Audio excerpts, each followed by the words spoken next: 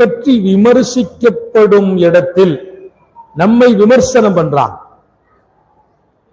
நம்முடைய விஷயத்தை குறித்து விவகாரம் பண்றான்.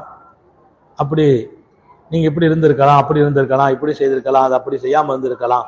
அந்த நேரத்தில் அமைதியா இருந்தோம். நாம் விமர்சிக்கப்படும் நேரத்தில் அமைதி பாதுகாக்கப்பட வேண்டும். அப்ப நம்ம உணர்ச்சி வசப்பற்ற கூடாது, வேகப்பற்ற கூடாது. நாம் விமர்சிக்கப்படுறோம்.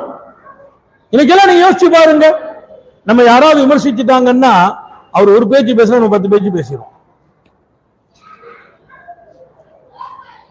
தெளிவா சொல்லட்டுமா, எதிரி தானாக மண்ணை கவ்வி விடுவான்.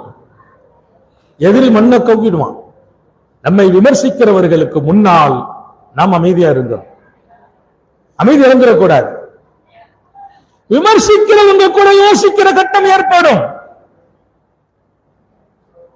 ரொம்ப ரொம்ப முக்கியமானது வாழ்க்கையில.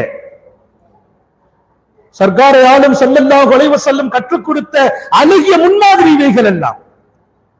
நபி பெருமானார் ஸல்லல்லாஹு அலைஹி வஸல்லம் குறித்து பேசப்பட்ட செய்திகளும், விவாதிக்கப்பட்ட விவாதங்களும், அன்னலார் குறித்து ஏற்பட்ட விமர்சனங்களும், ஸல்லல்லாஹு அலைஹி வஸல்லம் குறித்து கூடி உட்கார்ந்து பேசி தீட்டப்பட்ட திட்டங்களும் நபி அவர்களுக்கு அறிவிக்கப்பட்ட போது அன்னலார் நீண்ட அமைதியை கையாண்டார்கள்.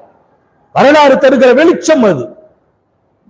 அப்படியா, இப்படி திட்டம் போடுறாங்களா, இப்படி பேசுறாங்களா, பதிலே பேசல.